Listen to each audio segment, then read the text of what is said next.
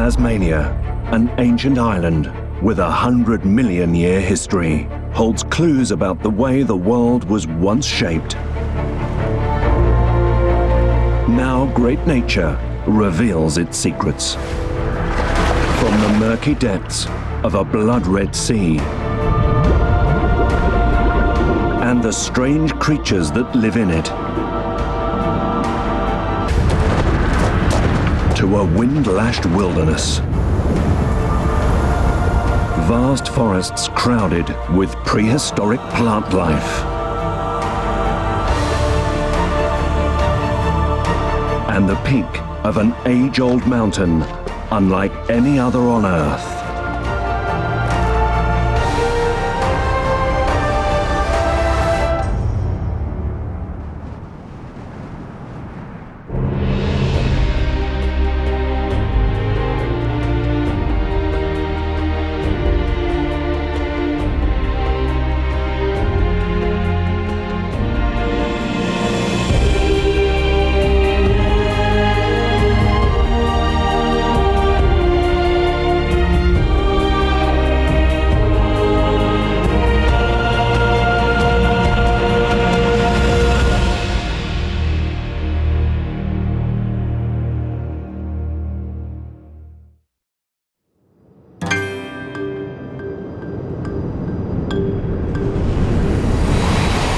The Great Nature Team is travelling to Tasmania, an island 240 kilometres off the southern tip of Australia.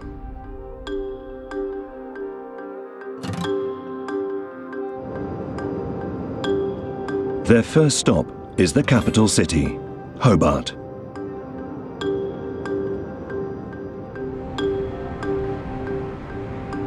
It's November, mid-spring in the southern hemisphere, and the seas around Tasmania are crowded with oysters, scallops, and other marine life that help feed the islanders and support the local economy.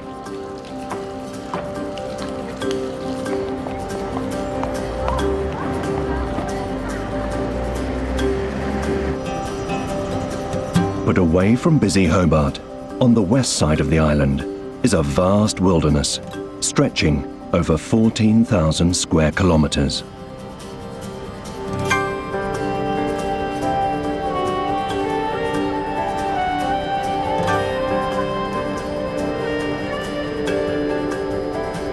Among its dense forests and misty mountains are clues to the incredible forces that shaped the Earth as we know it today.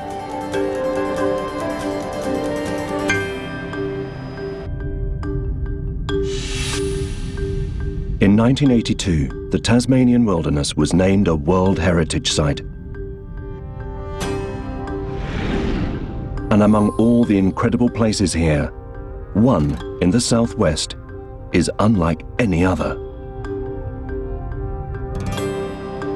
Bathurst Harbour.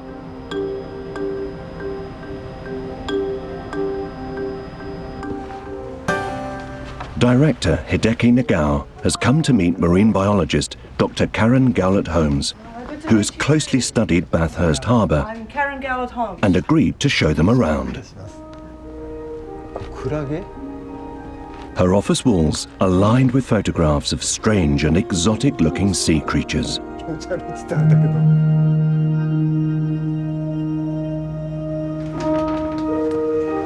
They're among the 50 rare species that live in the Tasmanian Sea, and the rarest of all are found in Bathurst Harbour. Here? Yes, there. And this is in the Southwest National Park. It's 150 kilometres and a 2-day journey from Hobart to the harbour, and careful preparations are made for the trip.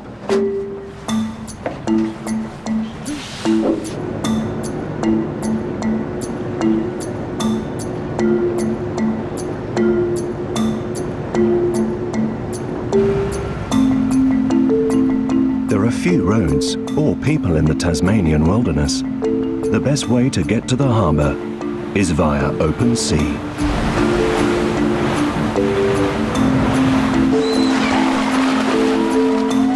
A colony of Australian fur seals race to greet the passing ship.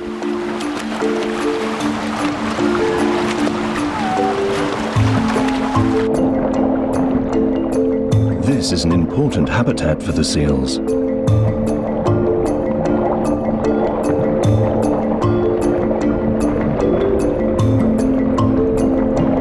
The seas around Tasmania are a rich hunting ground.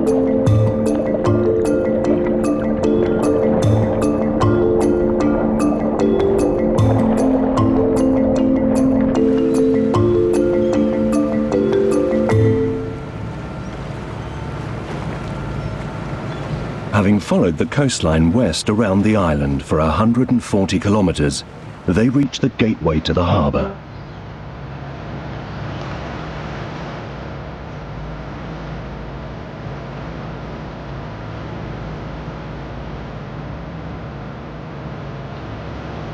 A narrow inland channel, around 10 kilometres long, connects Bathurst Harbour to the sea.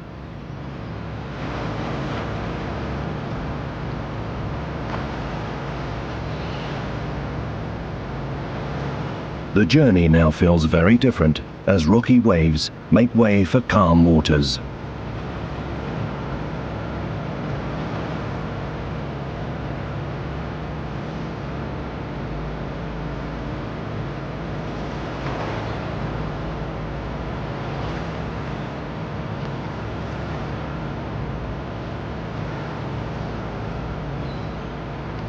One hour later, they get their first glimpse of the mysterious Bathurst Harbour.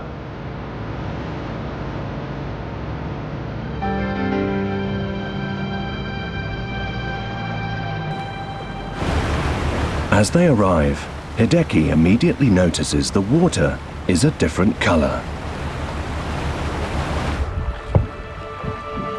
Diving equipment's quickly prepared. Everyone's keen to see exactly what's happening beneath the surface.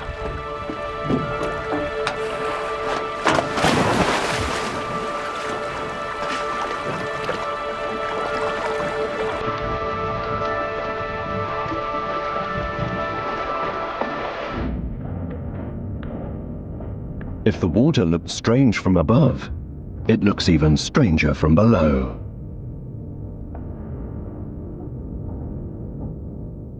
It's the colour of blood.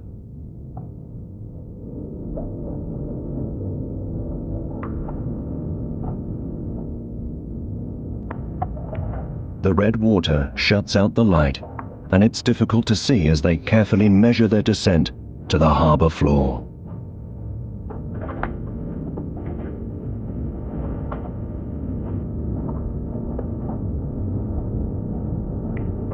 Just 2 meters from the surface, it's almost pitch black.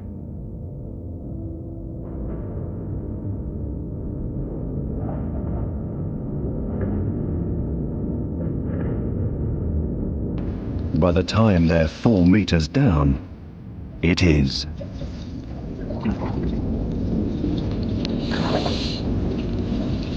The water is no longer red, but without their lights they wouldn't be able to see a thing.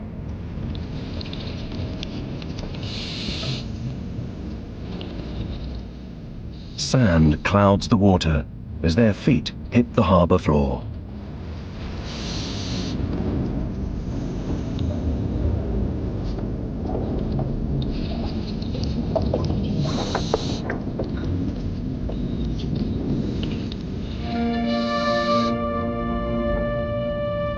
They have entered a dark, mysterious world.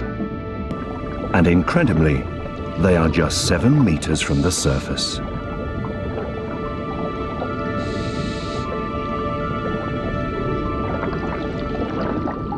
But beneath the veil of darkness, the seabed is ablaze with color.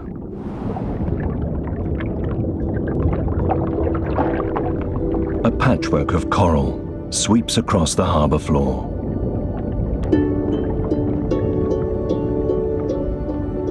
Coral usually needs sunlight. It seems strange to find them thriving in the dark. And some of them are a big surprise.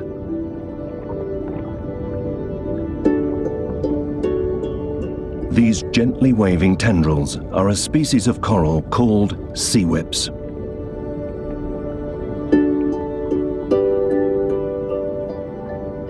They're typically found at depths between 35 to 200 meters, yet they're flourishing here in the shallows.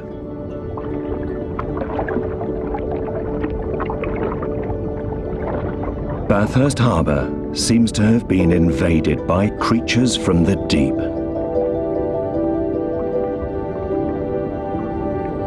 Like this tiny animal.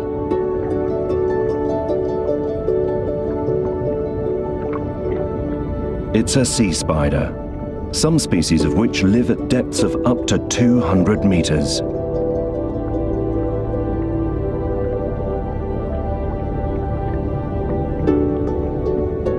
The astonishing life in the dark continues to unfold.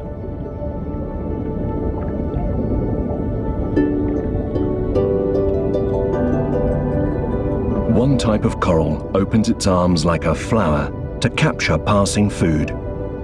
Tiny pieces of plant life carried here by the river.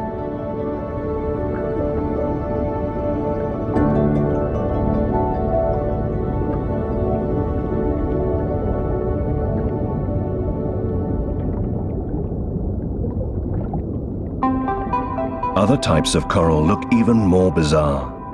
Sea pen date back 600 million years, well before life had evolved to walk on land. There are unexpected sights everywhere they look. Colonies of stalked Ascidian,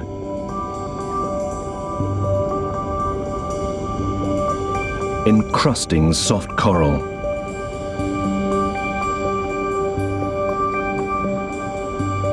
even slate pencil sea urchin that are normally found 600 meters down.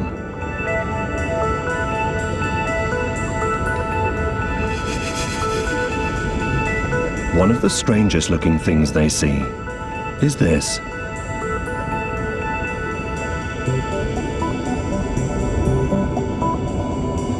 It's a draft-board shark egg.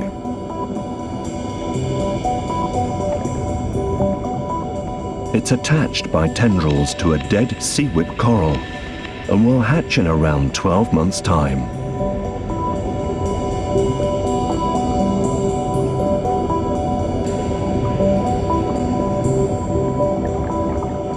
A draft-board shark patrols the shallows.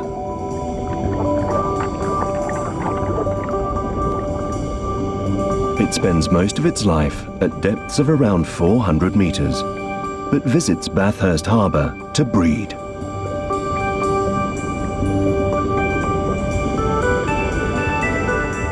This is a good place to lay its eggs, as there are few predators.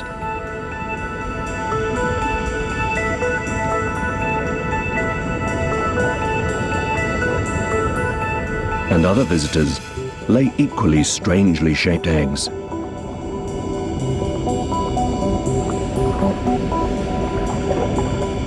The babies are inside the bulge in the middle.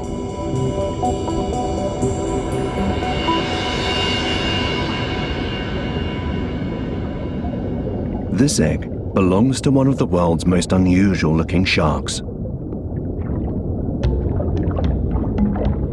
The elephant shark, so called because of its trunk-like mouth, is a living fossil. It usually lives 200 meters down and hasn't changed for hundreds of millions of years.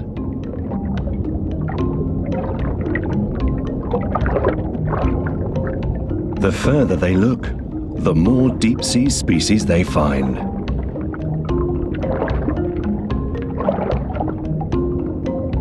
Like a red Gurnard perch, normally found at 600 meters.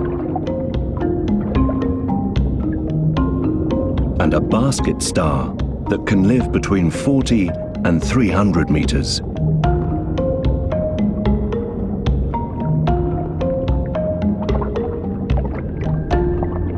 Hideki wants to know if the presence of deep-sea creatures is somehow connected to the red water.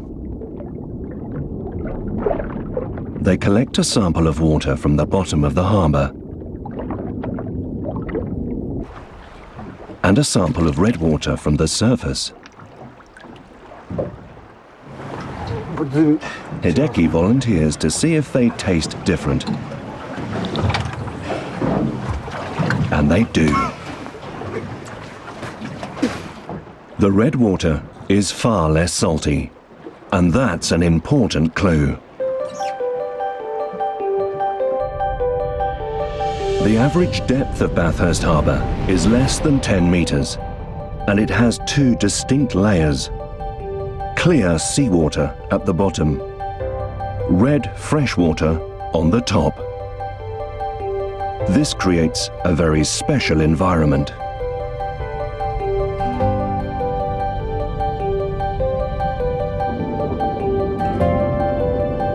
Karen explains why deep-sea creatures live here. Normally, the deep-sea animals will only survive where it's dark, but also where there's no waves. And so that's in deeper water. But in the Bathurst Channel and the Bathurst Harbour, because we have the dark fresh water on top, makes it very dark underneath in the sea water. The red water stops sunlight reaching the bottom, helping create the dark environment deep-sea creatures need.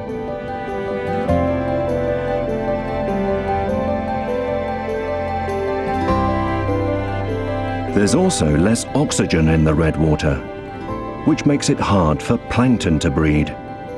That means the harbour doesn't attract some marine species that would usually live in the shallows.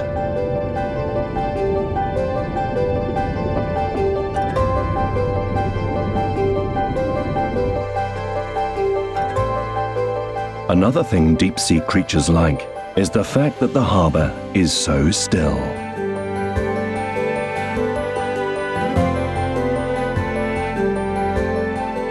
The 10-kilometre channel leading to the ocean acts as a buffer and calms the seawater coming in.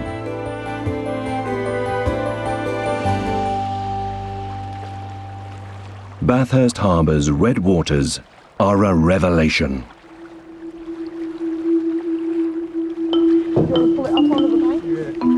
Now Hideki wants to know where the colour comes from.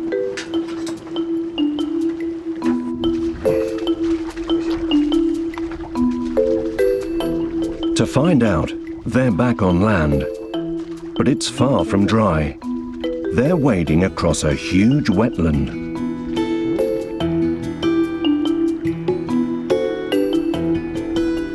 A makeshift bridge leads across a river running into the harbour, and its water is just as red.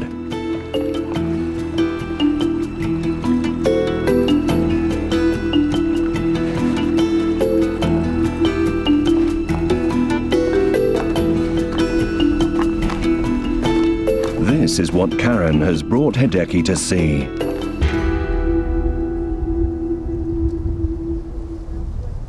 Button grass, a type of grass that only grows in wetlands, spreads as far as they can see. The red colour in the water comes from the peat the grass is growing out of.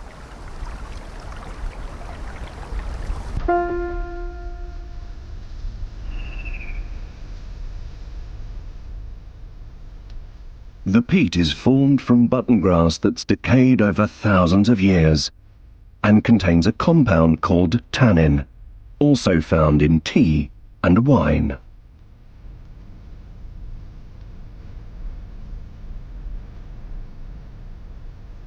The tannin seeps out of the peat and is washed away by the rain.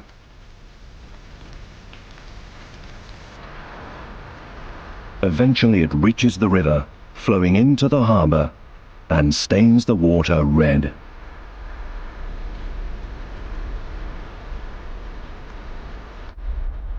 When the tannin-stained water reaches the harbour, it stays there.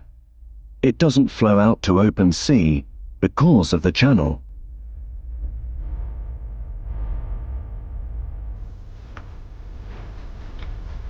But a big reason this part of Tasmania is such a huge wetland lies deeper underground.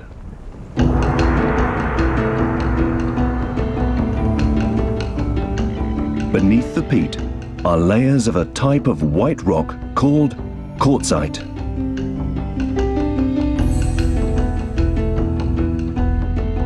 Quartzite is formed when quartz-rich sandstone is exposed to high temperatures and intense pressure, and it is incredibly hard.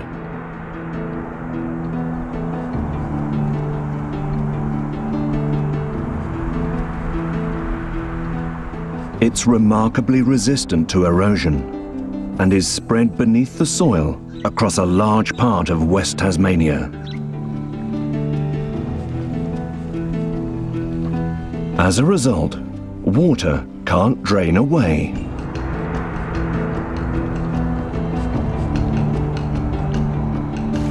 And Western Tasmania receives a lot of rain.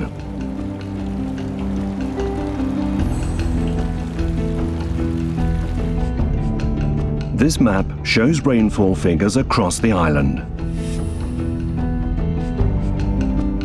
Parts of the west clearly get far more rain than the rest of Tasmania, sometimes over 3,000 millimetres a year. What brings so much rain to the west of the island is about to become clear to Hideki.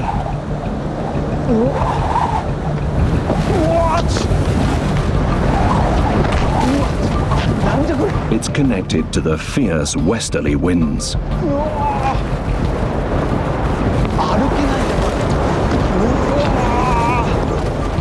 Simply standing is a challenge.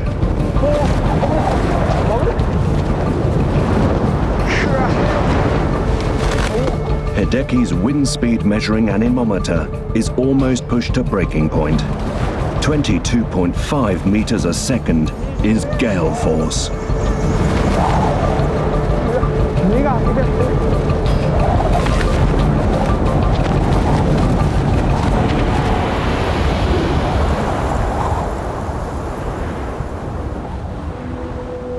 The westerly winds pick up a lot of water as they cross the Antarctic Ocean.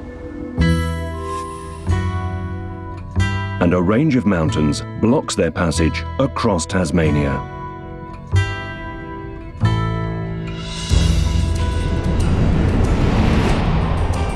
The water-filled winds rise up the mountains,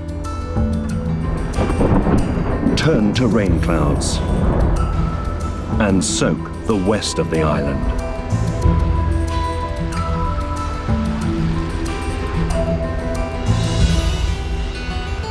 Dry winds then sweep down the other side of the mountains, and with them comes a drier climate.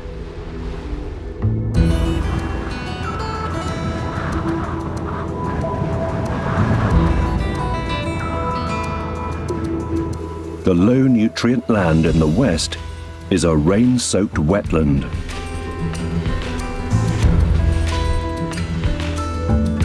Initially, button grass is one of the few plants that can flourish. But when the grass dies and turns to peat, it creates a seedbed for other plants.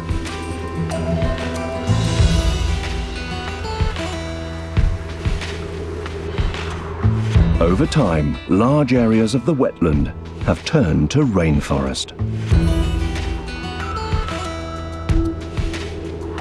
The next landmass off the coast of West Tasmania is South Africa, and that means the prevailing westerly winds travel over 10,000 kilometers before reaching land. Subsequently, Tasmania has some of the cleanest air in the world.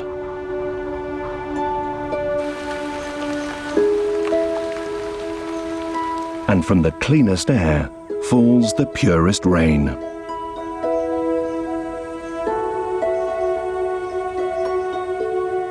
Many houses in Western Tasmania have large water tanks outside, and rainwater is enjoyed straight from the tap.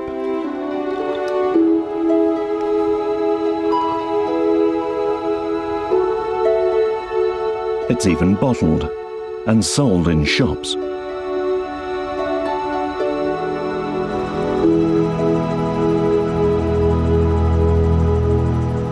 Millions of years ago, Tasmania separated from the South Pole as the world we know today began to take shape.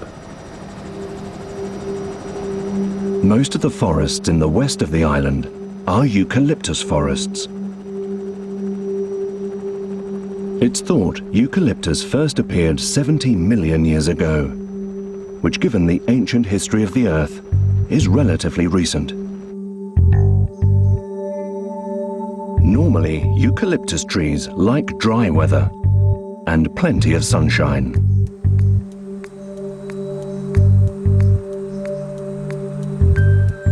But in wetter and cloudier West Tasmania, they adopt special strategies.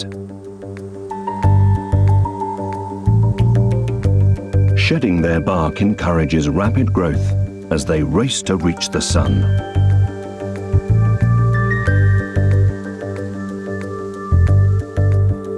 And it's thought discarded bark has another use.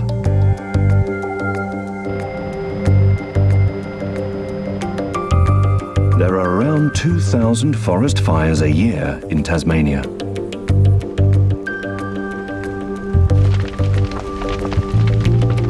Fire is disastrous for many trees.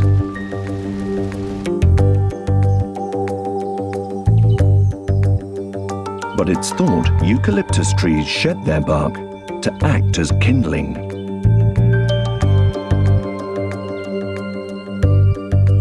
Fire is one way of eliminating the competition. Flames reach the eucalyptus trees too, but this has benefits as well. Their branches are decked with tough, woody seed pods. Fire encourages the pods to crack open and spill their seeds.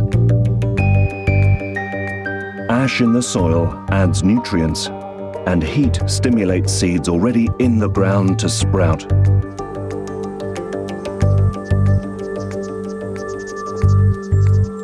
From button grass to eucalyptus trees and back, it's a pattern that has been repeated in West Tasmania for millions of years.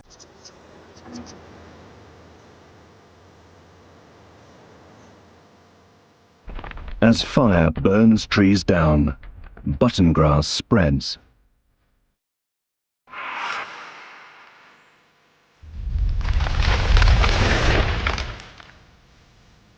Eucalyptus trees follow and eventually block out the sun.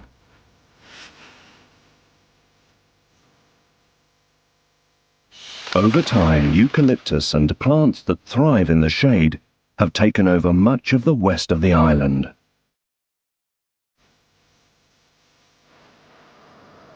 But on the higher ground and mountains, forest fires are rare because of the heavy rain. Eucalyptus hasn't taken over here. These forests are almost the same as they were 200 million years ago.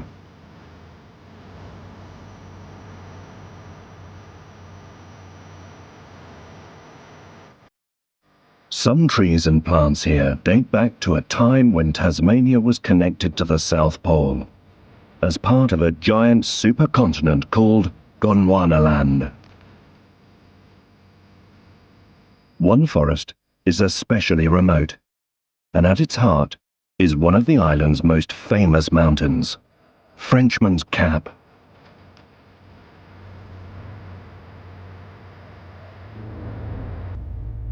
Hideki and the team are back on the road as they set off to explore the ancient wilds of Tasmania. Where are you going?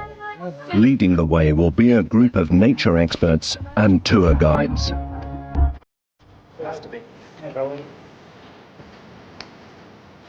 Steph Gebby, leader of the group, has planned the route. Hey.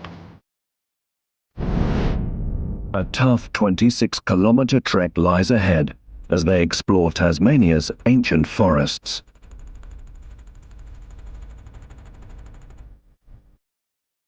The trip will take about 3 days, and at the end, stands their greatest challenge, Frenchman's Cap. Alright. Yay, upwards and onwards. See you, Ryan. Hideki expects the unexpected as the expedition begins.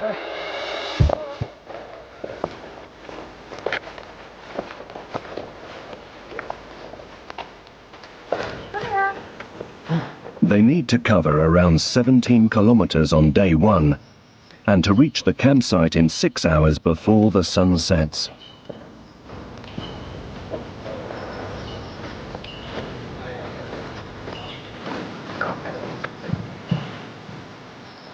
The only way into the wilderness is on foot. Okay, so this is the bridge over the Franklin River. これなんでこんな狭い橋になったんですか Because it's just for people, just for walkers. Yeah, just for us. It's just wide enough for a pack. No cars, no bikes. And it's quite fun, it wobbles a bit, so you might want to hang on when you cross.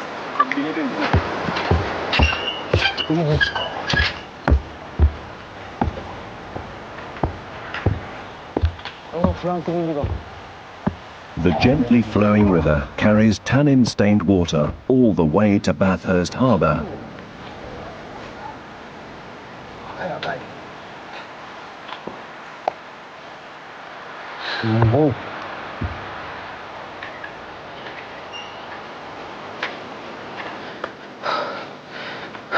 And as the forest thickens, they have to take special precautions before going any further. Okay, so we're going to have a little break here. This is what's known as a washdown station.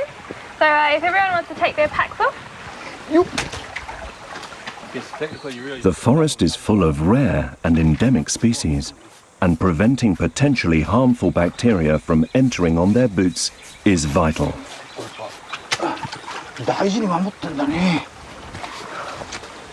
こんなこともするんだ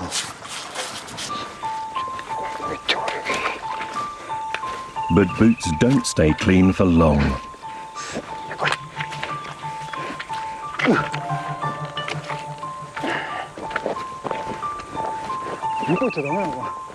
And with Steph watching, it's a mistake to try and avoid walking through the mud. 避けたいするsorry はいすみません sorry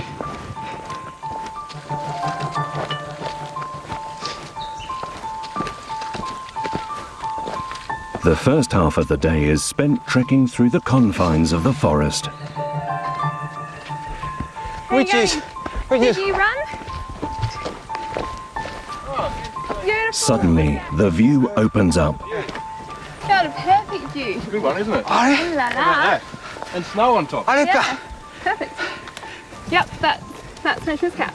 あこ That's their target, Frenchman's Cap, the quartzite mountain over 1 billion years old.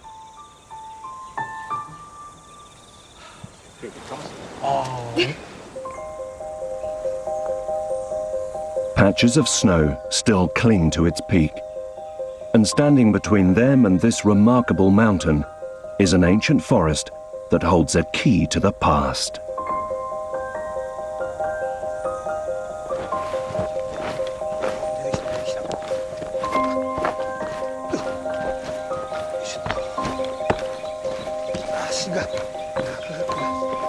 After 6 hours, the first day's trek is nearly over. But there's one last hurdle to overcome.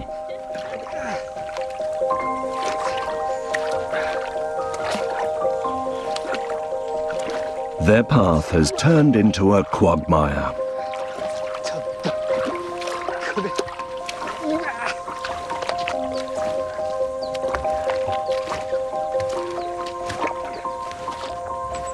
It's a relief to get through it and to close in on the campsite and a hot meal.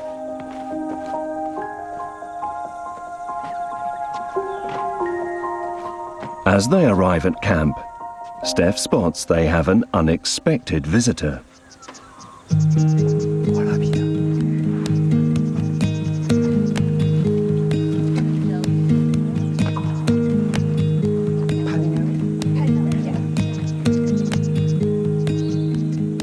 It's a type of wallaby native to Tasmania called a pademelon.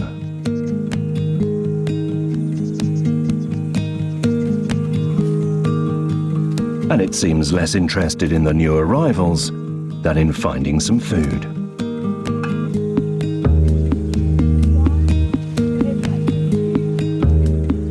As the last touches to the tents are made, dinner's ready.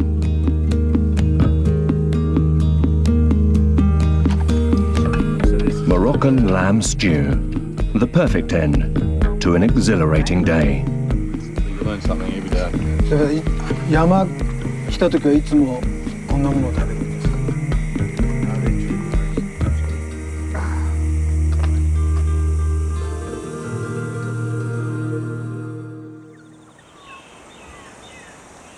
Day 2 arrives, and the journey continues.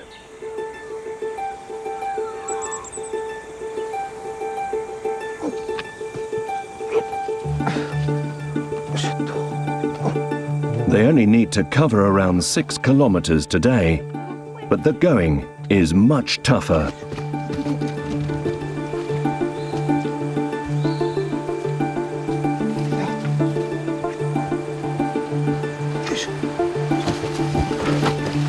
Everyone carries around 15 kilograms of equipment, and now they can really feel its weight.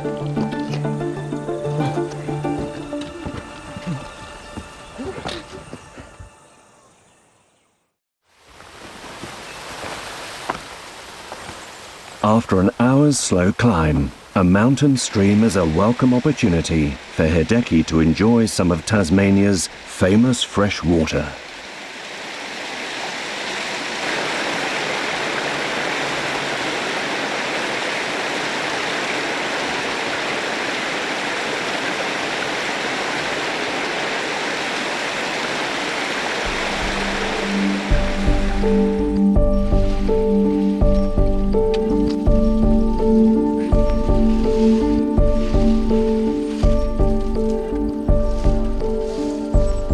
As they climb higher, the route becomes much rockier and more precarious.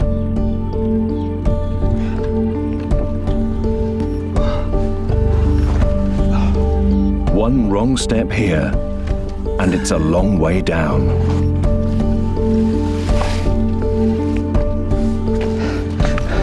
But Steph's found one of the forest's age-old secrets.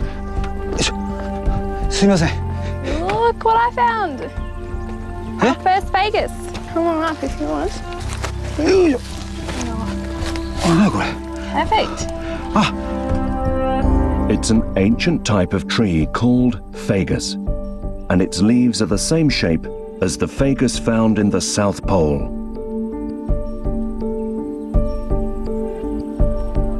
It's living proof that Tasmania was once part of the supercontinent Gondwanaland. And Hideki notices the leaves are strangely sticky. Yeah, so that's usually a defense against the cold. So if leaves are small and hard with like a waxy coating, then it stops the actual leaves freezing. So if you get like a really cold snap over spring, then it won't kill off the leaves. From green in spring to yellow in autumn, fagus are the only trees in Tasmania that change colour.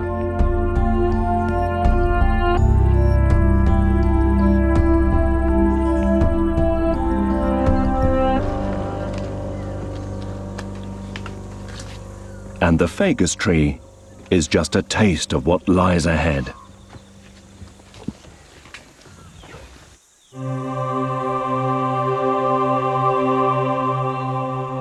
An age-old forest stretches out before them.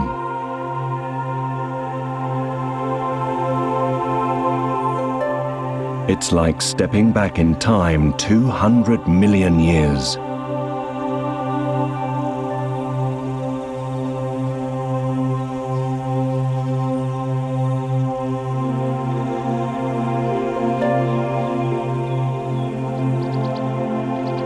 Tasmania is the only place in the southern hemisphere with a cool, temperate rainforest this size.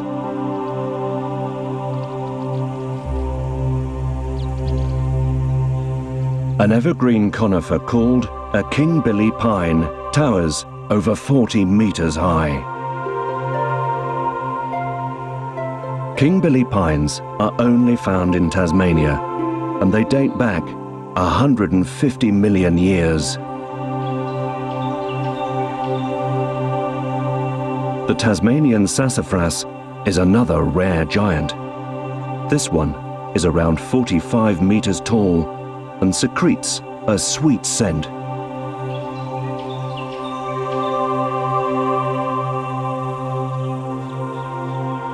Man ferns first appeared around 340 million years ago, long before the dinosaurs.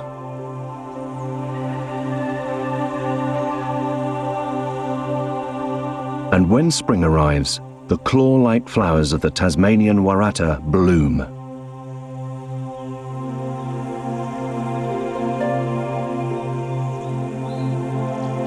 Around 1,300 different types of moss and lichens live in the forest too.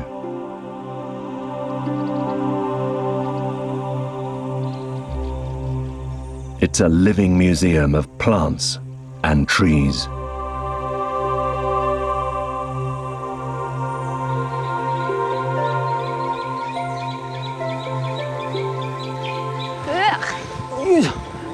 There he is, the mighty Frenchman. Stepping out of the ancient forest, now it's time to tackle the last part of their expedition. Enigmatic cap? That is indeed. あれか。うわー。 Frenchman's cap.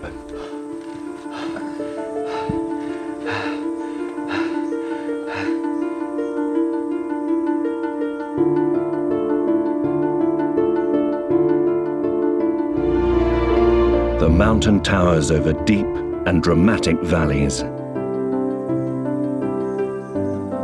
Shifting glaciers during the Ice Age have shaped breathtaking scenery.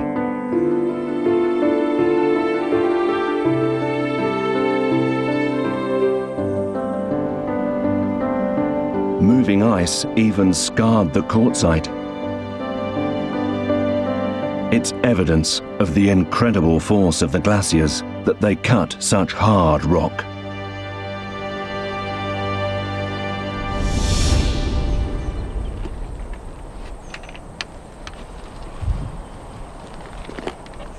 Day 2 draws to a close as they approach the campsite.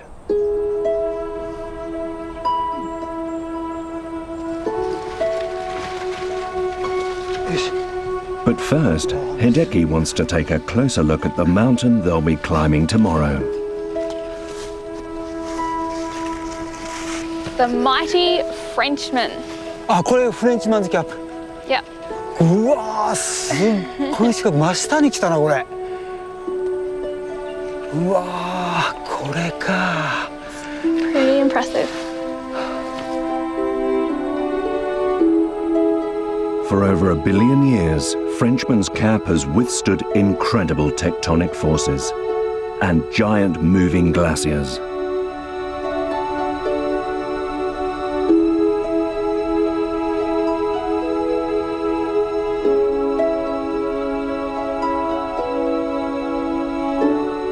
It's thought that the mountain's unusual name stems from the shape of the caps worn by French revolutionaries called Liberty Caps.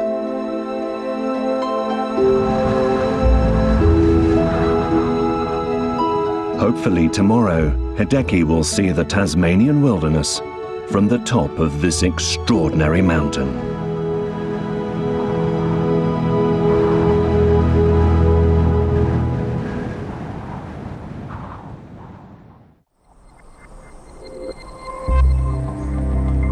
The final day of the great nature expedition arrives.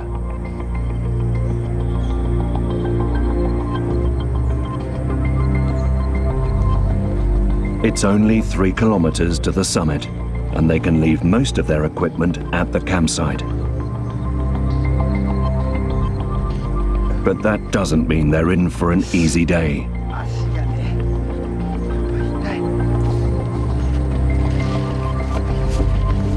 The journey so far has taken its toll.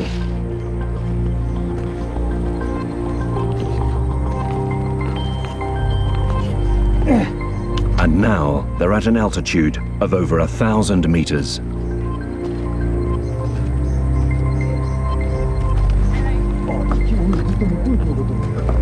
There are no more footpaths.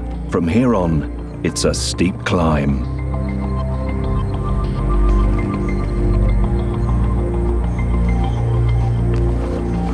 Every step has to be taken with great care.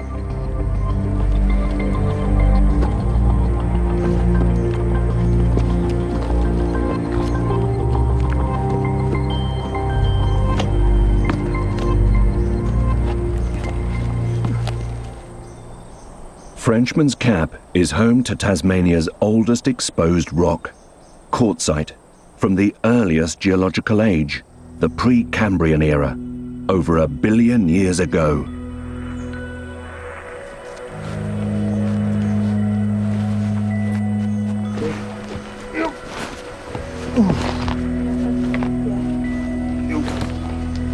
As the climb intensifies, patches of ice are still clinging to the rocks.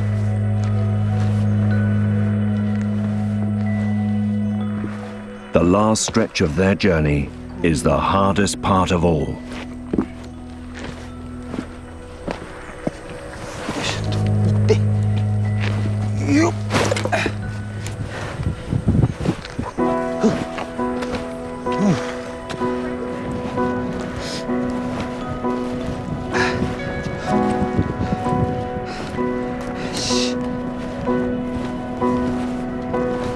But finally, after an exhausting 3-day trek, they are within sight of the summit.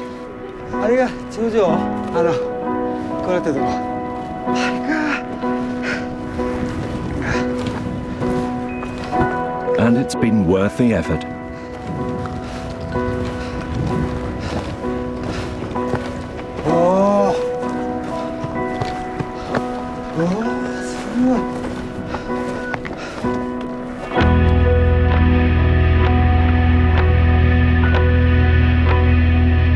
The view leaves Hideki speechless.